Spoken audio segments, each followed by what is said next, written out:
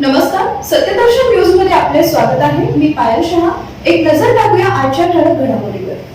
सोलापुरात खासदार ज्योती वाघमारे यांना भेटीसाठी आणि सत्कारासाठी झुंबड।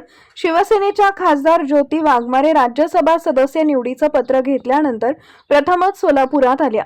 त्यांनी नागरिकांच्या भेटीसाठी आणि सत्कार स्वीकारण्यासाठी शासकीय विश्रामगृहावर सोमवारी दुपारी वेळ दिला होता। त्या दुपारी रेस्ट हाऊसवर असल्याचं समजताच नागरिकांची झुंबड उडाली। यावेळी जिल्हा प्रमुख अमर पाटील, जिल्हा प्रमुख मनीष काळजे, नगरसेवक प्रियदर्शन साठे यांच्यासह शिवसेनेचे पदाधिकारी मोठ्या संख्येने उपस्थित होते।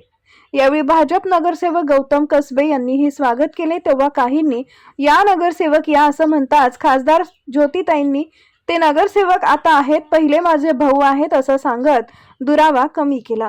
काळजे यांनी खासदारांची एका दिव्यांग युवकाची भेट घालून दिली आहे। त्या युवकाने निवेदन देऊन महापालिकेकडून दिव्यांगांना मिळणारा अनुदान दिलं जात नाही अशी तक्रार केली, तेव्हा माझी संसदेत शपथविधी झाल्यानंतर पहिलं पत्र तुमच्यासाठी असेल असं आश्वासन दिलं।